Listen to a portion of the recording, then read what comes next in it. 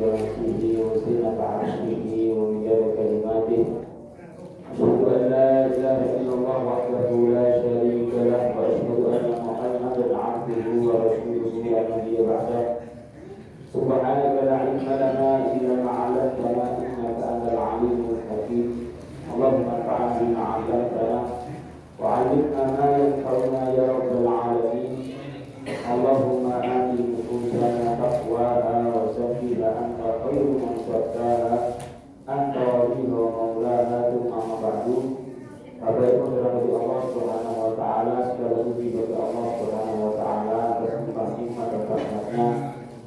Pada malam semoga Allah pada ini kita dapat masjid kembali semoga duduk kita ini, majlis kita ini betul-betul majlis yang dirahmati oleh Allah Subhanahu wa taala. Niatnya baik kita, tujuan baik kita untuk datang ke masjid juga diterima oleh Allah Subhanahu wa taala. Salawat dan salam kepada Nabi Muhammad sallallahu alaihi wasallam, nabi yang mengucapkan salam. Pada pertemuan kali ini kita akan membahas dan kedepannya yaitu adalah sebuah kitab. Mungkin levelnya pun munggah sedikit lah, masya Allah. Masjid kita Jannah Qadr kajiannya bahas kitab, masya Allah, ngeri. Dulu kajian-kajian tematik berjalan alhamdulillah istiqomah sekian tahun. Sekarang kita ini judulnya keresahan Mas Duli bukan bingung dulu. Kan nyari materi gitu, bukan tampil itu. Maka coba kita ngupas kitab, bahas kitab yang isinya tentang fadhailul a'mal. Judul kitab ini adalah fadhailul a'mal, artinya adalah keutamaan dalam amalan Islam. Jadi isinya adalah hadis-hadis tentang motivasi ini, nanti fadilahnya ini, itu fadilahnya itu, dari mulai toharoh, bersuci, berwudu sampai nanti akhir kitab ibadah. Di ibadah dalam Islam ini itu semuanya ada keutamaannya. Tujuannya supaya kita termotivasi Bapak Ibu di dalam beribadah itu ada motivasinya. Di dalam wudu ternyata di setiap gerak-geriknya itu ada keutamaannya supaya lebih semangat dan supaya lebih termotivasi. Dan kita perlu untuk membahas kitab Fadhailul A'mal. Di samping nanti kalau ada fikih-fikihnya, ada tentang pembahasan fikihnya akan kita singgung sedikit, ada sedikit. Ini malam ini kok asal Allah ini. Kalau ini di asalnya kita alhamdulillah. Baik.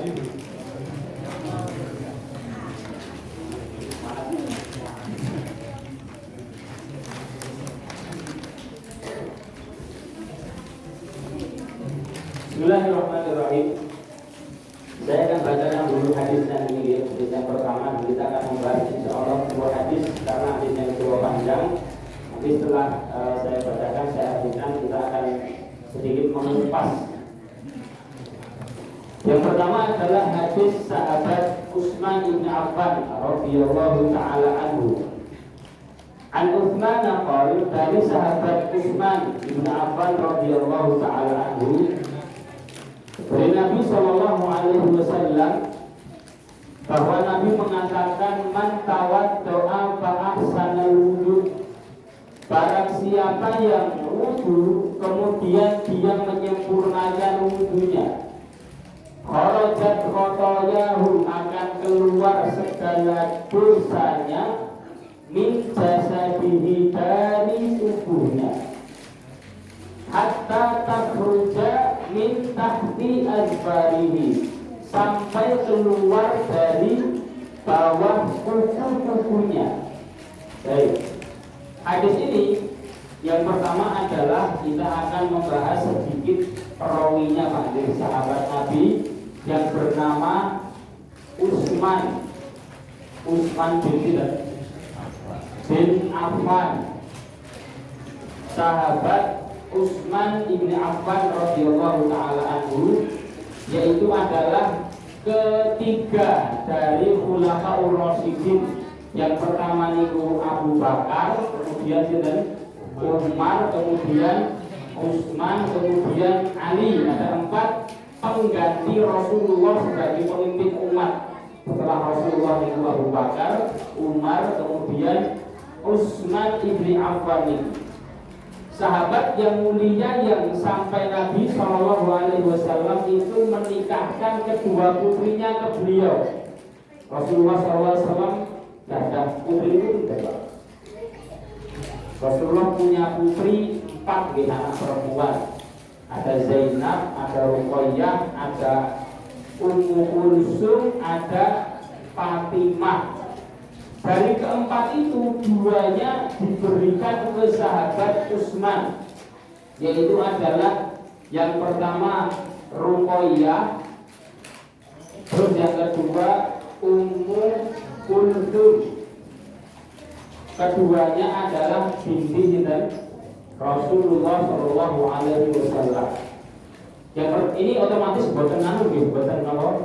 Kedua putri beliau terus di satu waktu nikah dengan Utsman, enggak gitu. Ini tidak boleh.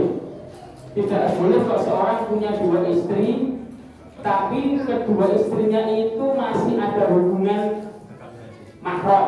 Tidak nikah berarti lagi. Hubungan mahram. Misalnya istri pertama seorang perempuan, terus istri kedua itu bibinya, itu bukan asal haram. Istri pertama perempuan, istri kedua misalnya baik, itu bukan asal. Istri pertama perempuan, istri kedua adiknya istri perempuan ini, itu tidak boleh. Yaitu adalah seorang istri yang masih ada hubungan mahram dengan istri ini, entah itu adiknya atau kakaknya atau bibi dari jalur bapak, bibi jalur ibu atau neneknya, itu dilarang untuk dinikahi bersama dengan perempuan ini. Maka di sini yang pertama adalah Ruqayyah. Setelah meninggal, baru kemudian kemudian Utsman menikahi Ummu Kulsum radhiyallahu taala anha. Cukup merupakan kemuliaan untuk Nabi SAW kemudian menikahkan kedua putrinya dengan Utsman. Maka Utsman dijuluki Dzun-Nurain, yaitu orang yang punya 2 cahaya, karena menikahi 2 putri Rasulullah SAW. Sahabat Utsman ini itu satu-satunya sahabat yang Nabi niku pekewuh lihat ketemu Utsman. Pekewuh dalam arti malu sendiri. Kenapa kok Nabi malu ketemu Utsman? Karena malaikat pun malu ketemu Utsman. Suatu ketika Nabi pernah duduk-duduk bersama Abu Bakar, dan ketika itu agak tersingkap sedikit pahanya Nabi Shallallahu Alaihi Wasallam. Tidak ditutup ketika dengan Abu Bakar. Umar datang dan Nabi tetap dalam keadaan demikian, pahanya tersingkap sedikit. Tapi ketika Utsman datang, Nabi merapikan pakaiannya, ditutup pahanya. Seperti itu secara sempurna. Dikatakan kok demikian oleh Rasulullah. Rasulullah mengatakan ala astahi min rajulin yastahi minhul malaikat. Masa saya tidak malu ketemu orang yang malaikat saja malu ketemu sahabat Utsman bin Affan radhiyallahu taala anhu. Ini kemuliaan yang dimiliki sahabat Utsman bin Affan yang ketika itu beliau meninggal di tahun 35 Hijriah. Memang merupakan sejarah ya tidak kelam, tapi itu ujian di dalam Islam ini. Utsman ini meninggalnya dibunuh radhiyallahu taala. Begitu juga sahabat Umar meninggalnya juga dibunuh. Suatu ketika memang Nabi pernah bersama Abu Bakar, terus bersama Umar, terus bersama Utsman, 3 orang itu di atas gunung Uhud. Atas gunung Uhud di Madinah ini. Tiba-tiba Uhud itu getar. Tidak lagi Uhud menengok, kita katakan gitu. Uhud ya Uhud, jangan bergerak, jangan bergetar. Itu menunjukkan gunung itu bisa ada nyawa, makhluknya Allah. Disuruh diam sama Nabi diam. Jangan bergetar wahai Uhud, di atasmu itu ada Nabi, maksudnya beliau. Ada As-Siddiq, orang yang jujur, sinten niku?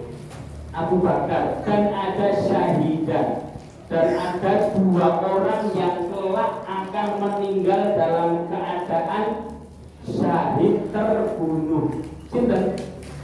Umar kali Utsman. Kalau Umar yang bunuh ketahuan, Pak. Ada namanya seorang majusi penyembah api, tapi Utsman ini yang bunuh tidak tahu siapanya dan tidak diketahui siapa yang bunuh beliau, sahabat Utsman bin Affan. Dan memang setelah Utsman terbunuh, ketika itu banyak fitnah yang terbuka di kalangan kaum muslimin dan dihadapi oleh sahabat Ali bin Abi Thalib. Baik, ini sahabat yang mulia Utsman bin Affan radhiyallahu taala anhu. Utsman meriwayatkan dari Nabi SAW tentang hadis wudu dan mengatakan, man tawaddo'a, barang siapa yang wudu terus dia menyempurnakan. Nah, kalimat menyempurnakan ini kalau dalam fikih maka kita diharuskan menyempurnakan wudu. Sebenarnya pun menyempurnakan itu, menyempurnakan ini adalah kalau seandainya anggotanya itu dibasuh, maka membasuh sempurna. Kalau seandainya anggotanya diusap, maka diusap juga secara sempurna. Wudu itu dua kali. Ada yang dibasuh, ada yang diusap. Yang dibasuh itu nomor muka pertama, terus kemudian tangan, terus kemudian kaki. Dibasuh itu tersebut, dibasuh itu adalah dialiri air. Anggota itu dialiri air, tidak hanya diusap dengan air atau tangan yang basah, tapi ada aliran air yang mengalir. Jadi kita ngambil namun itu air di sini, terus kemudian kita tuangkan ke muka sehingga ada air yang mengalir. Itu namanya membasuh. Bahasa Arabnya ghuslun, ghuslul wajhi. Ghuslun itu adalah mengalirkan air. Terus kemudian kalau mengusap itu masuk untuk rambut, itu cukup tangan kita basah, tidak harus ada air, terus kita usap. Karena menyempurnakannya adalah dalam basuhannya ini betul-betul seluruhnya itu terkena dari anggota yang harus terkena. Nek disimpulkan, nek wudu ampun ke susu, jangan tergesa-gesa. Tapi nggih ampun was-was nggih. Was-was niku kula gadah rencana niku nek wudu, masya Allah. Orang kula saran ibu saya, membasuh tangan itu Pak sadepen 10 Pak. Waduh tebelinnya sampai wudu 1/4 jam nggak selesai. Karena kemasukan was-was ini sempurna burung ya, dibaliknya sempurna burung ya, muka masya Allah. Nunggu dia wudu nih setelah keluar waktu di sholat kelamaan itu was-was. Keraguan itu dari setan, harus ditinggalkan. Sisi lain juga jangan tergesa-gesa. Saat nomor ini, misalnya ada extract sikil itu, klik nyata kok ini kesemuan kita itu nanti ketika tidak sempurna maka tidak mendapatkan fadilah wudu ini. Oke, maka kita diwajibkan untuk menyempurnakan wudu. Itu sisi motivasinya gitu. Sisi lain ancamannya dari Nabi Shallallahu Alaihi Wasallam dengan hadis Aisyah radhiyallahu taala anha. Aisyah meriwayatkan dari Nabi Shallallahu Alaihi Wasallam, sering disampaikan saya kira, yaitu adalah Nabi mengatakan wailun lil aqabi minan nar, celakalah tumit-tumit tinggi dari neraka. Dari neraka. Kenapa? Karena tumit ini kan sering tidak kena air. Tidak kena air ketika wudu, sering terlupakan. Karena ketika itu pas Nabi setelah wudu dan melihat sahabat wudu, ada sahabat yang kakinya belakangnya tidak terkena air karena di Arab sana berdua gitu. Itu sangat jelas kelihatan kalau habis kena air atau belum kena air. Kelihatan Nabi langsung teriak dengan suara yang keras. padahal jarang dan mengatakan wailun lil aqabi minan nar, celakalah tumit-tumit dari neraka. Sempurnakan wudu 3 kali bulan sama Nabi. Kenapa kok demikian? Karena wudu yang tidak sah giring ke sholat yang tidak sah. Kalau sholat tidak sah tidak diulangi, maka ini seperti orang yang tidak sholat. Ini pentingnya menyempurnakan wudu. Baik, motivasinya adalah sahabat Usman mengatakan man tawaddo'a fa ahsanal wudu. Barang siapa yang wudu terus dia menyempurnakan wudunya, maka akan kharajat khotoyahu, keluar seluruh dosa.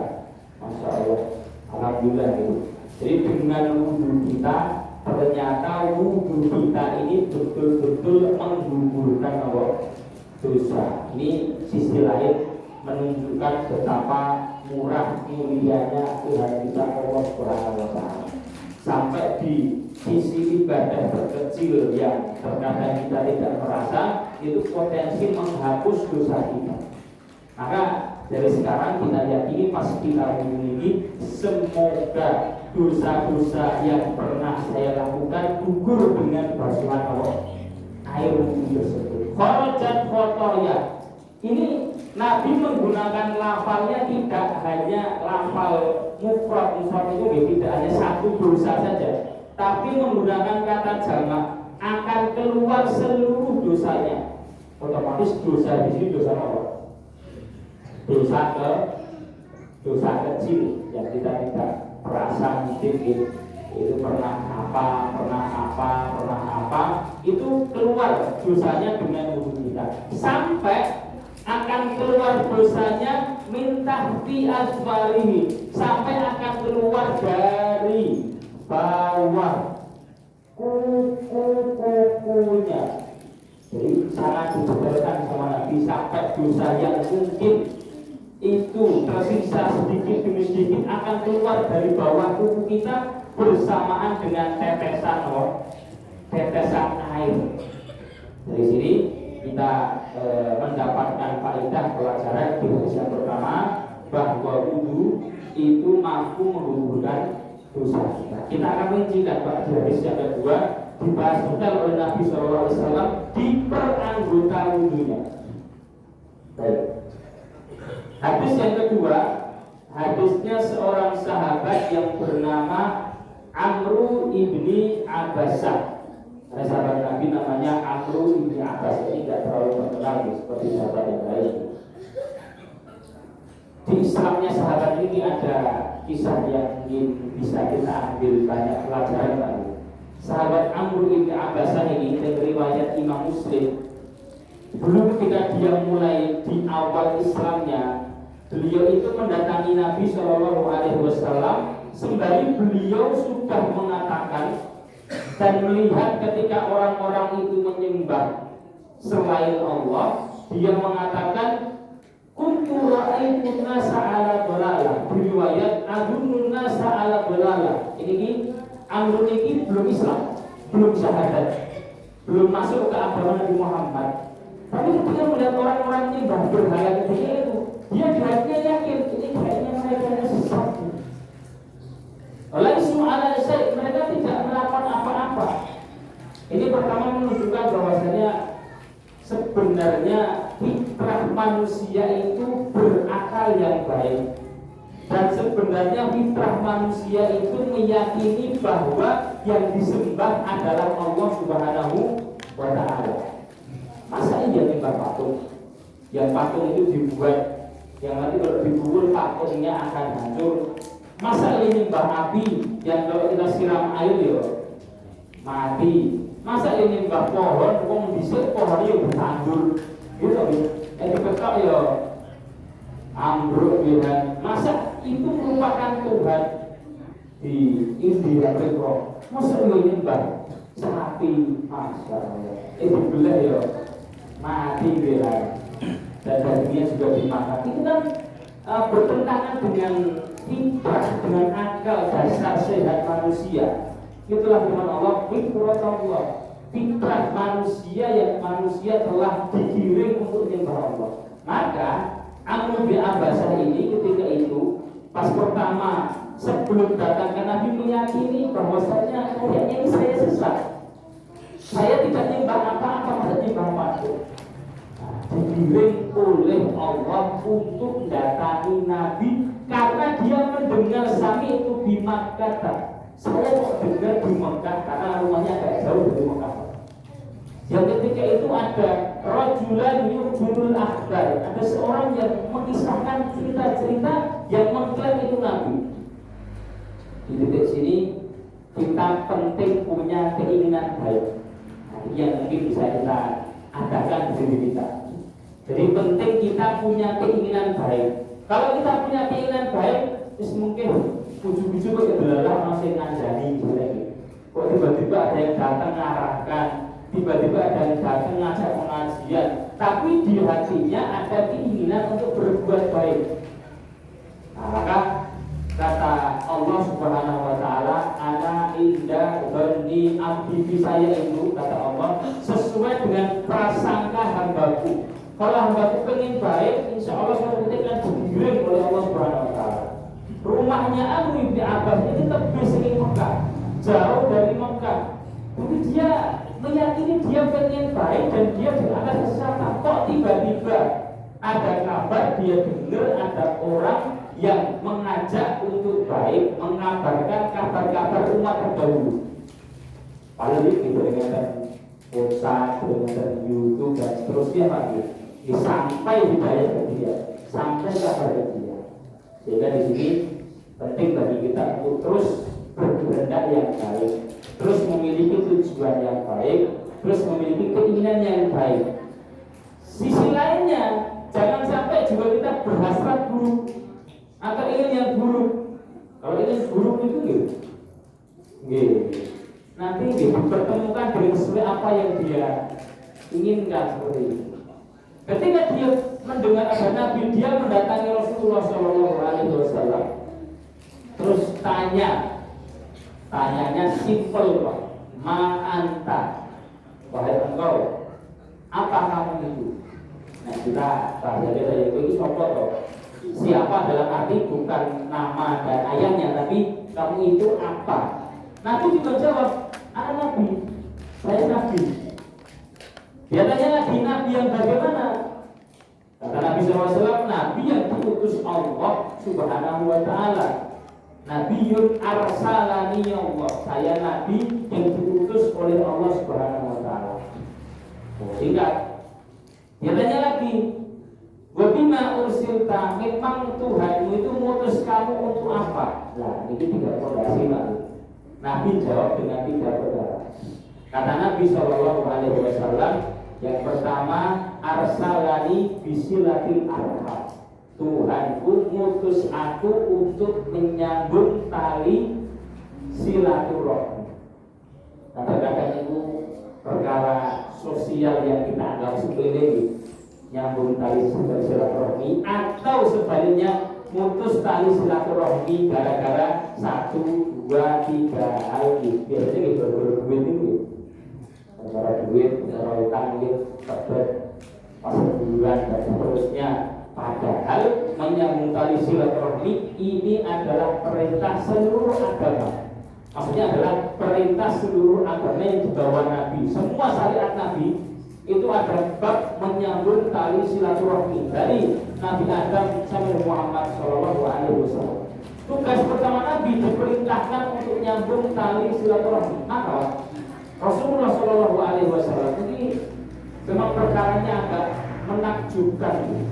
Beliau itu dikucilkan oleh kaumnya, bahkan ngapunten dimusuhi oleh keluarganya, bahkan kemudian direndahkan oleh pamannya sendiri. Tapi beliau masih mendakwahi dan menganggap mereka itu ada hubungan kerabat yang harus dijaga. Siapa tahu kelak dapat hidayah. Padahal juga belum dijauhi, dikucilkan dan seterusnya.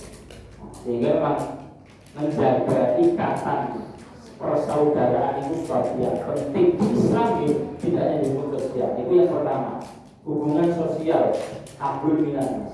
Yang kedua, wakasril autan, dan juga untuk memecahkan dan menghancurkan berhala-berhala yang ada.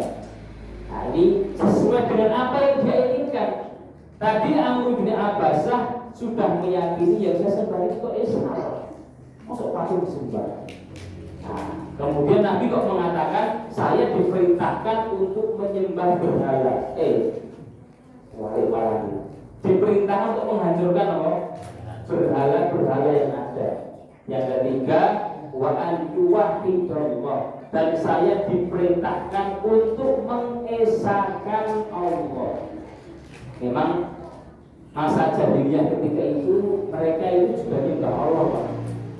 Tapi di samping nyembah Allah, mereka juga nyembah berhala-berhala yang ada. Makanya ada seorang yang namanya Adi, ditanya sama Nabi, wahai Adi, kam ilahan ta'bud, Tuhanmu berapa? Sing mau sembah piro? Pinten Pak? 7. Akan Tuhan itu. Yang saya sembah 7, wahai Muhammad. Yang 6 di bumi, yang 1 di langit. Maksudnya yang 1 itu Allah, yang 6 di bumi. Nek kamu dalam keadaan lapang, tidak susah, mana yang kamu sembah? Yang di bumi. Dalam keadaan sulit, berat, mana yang kamu sembah? Yang di langit. Maka ketika Nabi Muhammad datang untuk mengesahkan Allah, bahwa Tuhan yang pantas disembah itu hanya satu. Orang Muslim juga janggal itu Pak, protes dengan Nabi Muhammad sampai mengatakan aja'alal alihata ilahan wahidan. Muhammad ini kok datang menjadi satuan kok cuma satu? Kan hajat kita banyak Pak gitu. Pengen sugih, pengen sehat, pengen opo. Andaikan Tuhan kita banyak, kan kitanya enak. Masalah betul itu. Ampun-ampunnya kan gitu, masalah juga. Justru malah repot. Kalau Tuhannya banyak, yang diminta banyak, ya yang mengekarkan Tuhan ini sama. Nek keinginan Tuhan beda pun dia. Nggak ribut ini, masing-masing Tuhan malah ribut ini. Sehingga disatukan sama Nabi bahwa yang kamu pantas sembah hanya satu, yaitu Allah Subhanahu wa Ta'ala. Maka Nabi datang dengan mengesahkan Allah. Segalanya kita pasrahkan ke Allah, kita minta ke Allah, kita ajukan ke Allah. Tidak kita ajukan ke makhluk selain Allah Subhanahu wa Ta'ala. Sebabnya simpel. Kalau kita pengen nalar Pak, Tuhan ini kan zat yang menciptakan. Karena dia menciptakan, maka dia berhak untuk mengatur dan disembah. Nah, selain Tuhan diciptakan, kalau dia diciptakan, bagaimana bisa dia itu mengadakan dirinya? Dia manfaat untuk dirinya tidak bisa, dia diciptakan, apalagi untuk orang lain.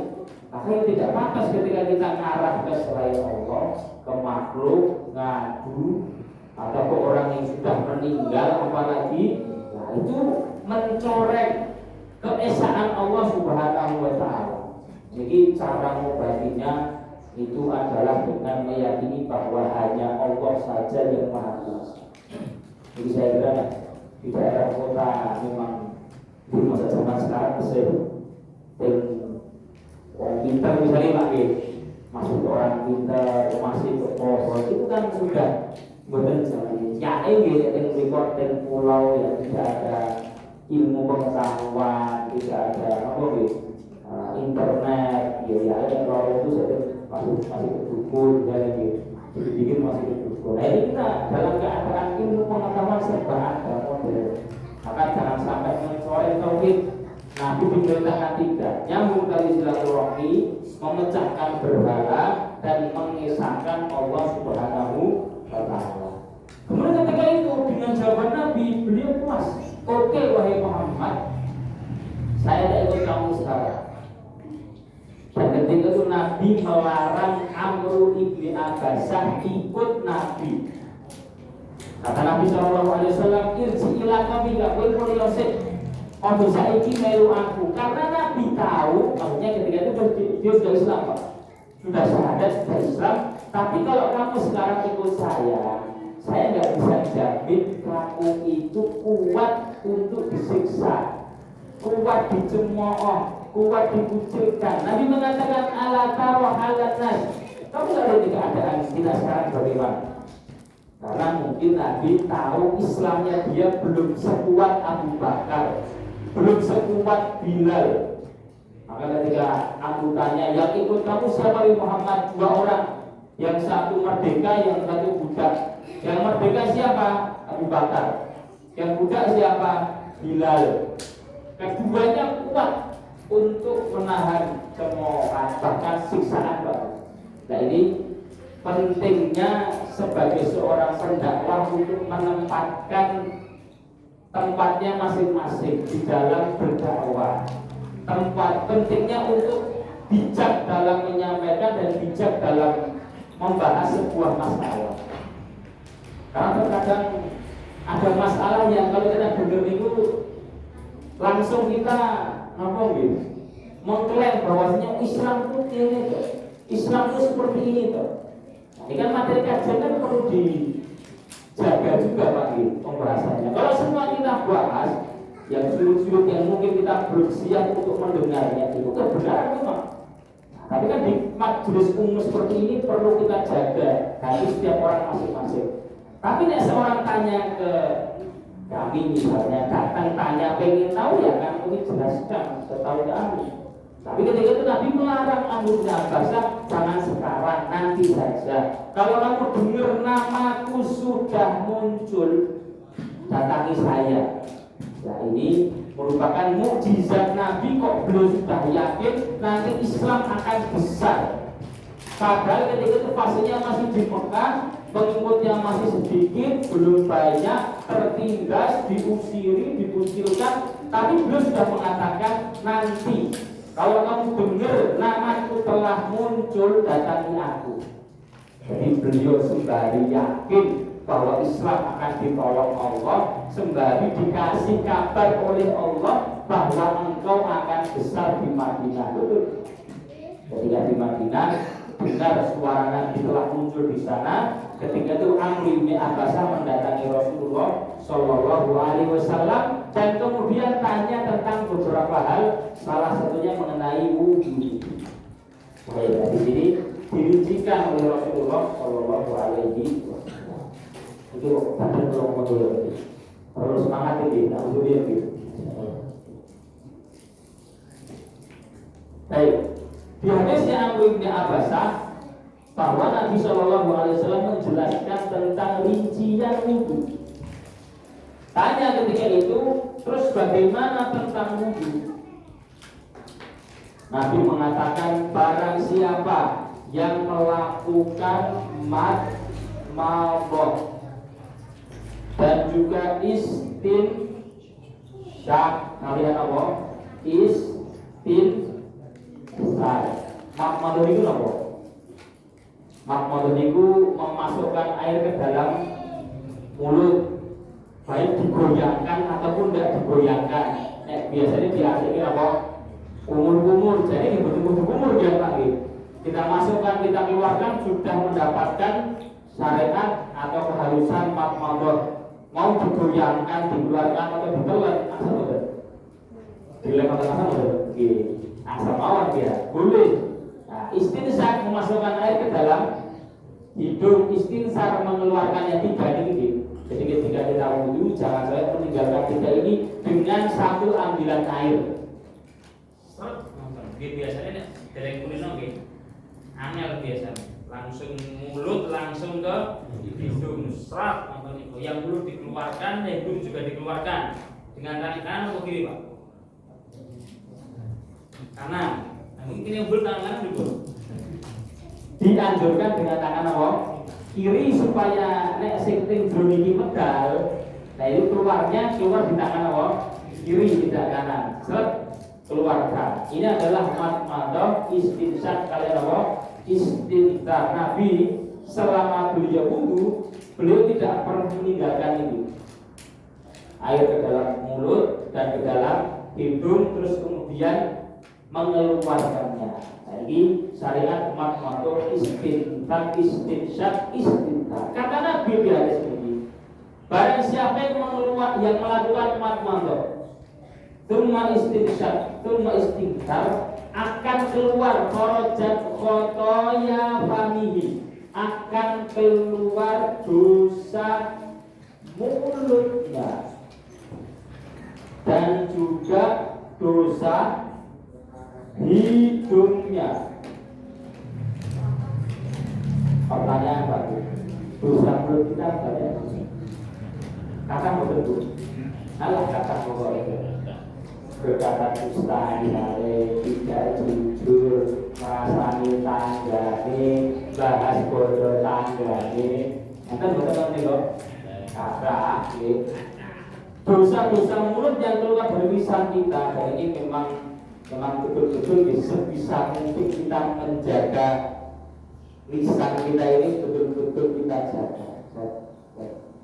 Karena memang Nabi menyatakan bahwa yang kebanyakan nanti akan memasukkan kita ke dalam neraka nih, kalau tidak mulut nih, kemaluan. Sahabat Abu Bakar itu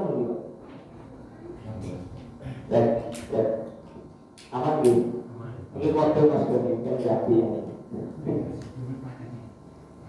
Sahabat Abu Bakar radhiyallahu anhu pernah suatu ketika keluar dari rumahnya, terus aneh, tiba-tiba yang terjadi Pak. Jadi apa kan mulutnya itu ditutup dengan menggunakan tangan. Terus tiba-tiba mengatakan bahwasanya ini saya tutup karena inilah yang memasukkan saya ke dalam neraka. Ditutup lisannya artinya supaya betul-betul bisa menjaga lisan. Makanya Nabi mengatakan takilat kaumu bayamat, celaka wahai Muhammad, tidaklah manusia itu masuk ke dalam neraka atau disungkurkan kepalanya ke dalam neraka, sebabnya karena ilah hasoridu al-sinati, kecuali gara-gara lisan yang tidak bertulang ini keluar tanpa kemudian menimbang. Nah, makanya kita harus betul-betul menimbang apa yang keluar dari lisan kita, ataukah ghibah, atau namimah, nasi domba, ataukah dusta, ataukah apa dan seterusnya. Dosa dari mulut kita ini, insya Allah yang sengaja atau yang tidak sengaja, yang kecil-kecil itu akan gugur ketika kita melakukan apa? Mandok, yaitu memasukkan air ke dalam. Nah, setelah ini jenengan wudhu merasa silahkan diyakini pas masuk dan mengeluarkan, ya Allah keluarkan juga dosa apa? Lisan saya. Ini kan babnya dengan ilmu Pak. Selama ini kita wudhu mandok, tapi kalau kita tidak meyakini ilmu ini betul dapat pahala ini. Tapi dengan tahu hadis Nabi ini, hadis riwayat Muslim ini, dan kemudian meyakininya, dan ketika mengamalkan kemudian didasari ilmu, nah itulah amalan yang sempurna, amalan yang didasari ilmu. Kemudian ketika istinsyaq memasukkan ke dalam hidung dan mengeluarkannya, juga akan keluar dosa-dosa dari hidungnya. Dosa itu apa? Misalnya mencium yang harusnya tidak dicium, atau kemudian karena mencium menyebabkan kita berdosa. Nah bukan hukumnya ngelok temennya yang tentu pripun angsal betul. Jadi maksud ujung-ujung kok ambune kok enak. Apa ini? Kowe akhirnya tuduh-tuduhan toh. Terus akhirnya ngaku kowe lah itu dipojokkan, dicerca, dicela, ngotek mobil misalnya. Nah, kok ambune kok badhe iki sing meneng biasanya ngentut iki, ngoten iki. Memojokkan orang yang ngentut itu bagaimana hukumnya, Pak? Angsam mboten? Dosa mboten? Dosa. Habisnya enten-enten. Yang riwayat Bukhari, Nabi pernah mengatakan bahwasanya ketika ada sahabat yang ngentut kayak kita ini kok. Terus kemudian Nabi mengatakan, kenapa kalian mencerca dia yang kentut? Bukankah setiap kalian juga kentut? Kalau setiap kalian kentut dan itu adalah keharusan di manusia, kenapa mencerca dia? Memang kentut itu enten apa? Ada dia yang majelis gitu. Maka apa? Medal piyambak apa izin kalau di mobil gitu perjalanan terus kok kentut maka izin katanya dibuka saja ya kentut setidaknya lah izin gitu. Tapi majelis gak keluar tapi kan dalam kata-kata kita nggak sengaja pak gitu. Ngekek guyu terus makot mobil waktu di sana itu nggak sengaja lah, nggak sengaja bagaimana? Masa mau diterca terus kemudian dicela itu dilarang oleh Rasulullah SAW. Ini dosa hidup. Apapun itu dosa yang ada di hidup kita, sebabnya hidup kita. Kalau kita memasukkan air ke dalam hidup ketika wudhu dan mengeluarkannya, akan keluar segala dosa dari mulutnya dan juga dosa dari hidupnya. Maka ketika wudhu jangan sampai tidak mahram kalian apa? Istinsya. Kalau tidak melakukan itu, ini luput mungkin pahala ini. Sayang. Baik. Terus kemudian melanjutkan Amr bin Abbasah. Barang siapa yang ghasala wajhahu, barang siapa yang membasuh wajahnya. Kan urutannya ngoten panggil. Setelah apa? Madmadah, istinsya, kalian istintar, selain apa? Membasuh wajah. Membasuh wajah ini fikih harusnya yang dibasuh adalah dari ini Pak. Mulai tumbuhnya lawan ini rambut, dari mulai tumbuhnya rambut sampai tumbuhnya jenggot zakon ini dagu ini atas ke bawah, terus dari mulai ini nomor ini telinga itu disebut Pak ini pokoknya ini dari sini sampai sini lah. Muter ini adalah wajah yang harus terkena basuhan air ketika kita wudhu. Sini termasuk wajah boleh ini. Bawah ini enggak termasuk wajah. Haruskah ini itu dibasuhi air ketika wudhu? Enggak harus gitu. Enggak harus. Pokoknya ini diratakan, dikatakan wajah itu kan yang kelihatan pas kita pandang, pas tapak-tapakan kita dan pulang wajah kita. Hendaknya semuanya ini terusap dan teraliri air. Kata Nabi SAW, man ghasala wajhahu, barang siapa yang kemudian membasuh wajahnya, kharajat khotoya wajhihi, akan keluar seluruh dosa dari wajahnya. Nadharathu ainuhu, yang dosa yang salah satunya dia gunakan dengan matanya. Dosa mata boleh. Nah, watah kita di melihat sing boten gitu, delok sing boten yang tidak harusnya dilihat, yang tidak harusnya dilirik dan seterusnya. Sangat banyak dosa mata. Kadang sengaja, kadang tidak sengaja. Nyekrong untuk enten iklan, itu apik balik nang misalnya. Itu semua dosa dari mata kita. Kok kita membasuh wajah ini? Kata Nabi SAW, akan keluar dosa dari wajah terutama mata bersamaan dengan air yang terakhir kali menetes dari janggutnya. Jadi nek jeng dikit kalau kita punya jenggot itu nek wudhu dulu. Maka jeng apa ya? Nek jeng dikit dibagi dua lagi. Jenggot itu ada dua macamnya. Ada jenggot yang tebal, ada jenggot yang tipis. Jenggot yang tebal itu yang kulitnya nggak kelihatan. Nah ketika kulitnya nggak kelihatan, maka dia cukup menyelangnya dan terus di dan ini. Tapi kalau jenggotnya tipis, setunggal kali di bawah kotor, ya kulitnya juga harus kena air, kulitnya harus kena air. Tapi kan mau ngarang kan, mau kan di jenggotnya. Nah itu kan bagaimana kulitnya bisa kena air? Tidak enggak. Maka kemudian cukup dibasuh terus diginikan. Dan itu dekat. Tapi kalau jenggotnya tipis, harus kena kulitnya. Nah, dengan kita mengusap wajah, itu dosa mata akan menetes berguguran seluruhnya bersamaan dengan air yang terakhir kali netes dari jenggot kita. Nek gadang ibu gitu gadang gitu. Pokoknya sing netes terakhir yang mawon gitu. Nah, itu yang terakhir kali keluar dari jenggot. Maka ketika kita usap wajah, ini ampun sekedar usap. Setelah ini ketika usap sambil dirasakan ya Allah kusuk wadah gara-gara mata saya, keluarkan dosa mata saya dengan air yang berguguran. Ya, saya keluar terakhir dari situ. Inilah fadilahnya untuk terus menjaga dan mengulangi wudu. Setiap kita wudu meskipun tidak punya surat wudu mawon. Karena dengan wudu berguguran dosa-dosa kita. Ini baru dua petikan dari hadis yang panjang ini supaya kita betul-betul merasakan bahwa kita punya Tuhan Allah yang maha pengampun lagi maha penyayang. Bahkan di ibadah terkecil itu semua isinya adalah penggugur dosa. Demikian yang disampaikan. Wallahu ta'ala alam. Semoga kita diberikan istiqomahan ini nek vitamin itu dijilidke sak jilid kabeh kita. Insyaallah mungkin 6 tahun tambah istiqomah kajian 6 tahun insyaallah. Assalamualaikum warahmatullahi wabarakatuh.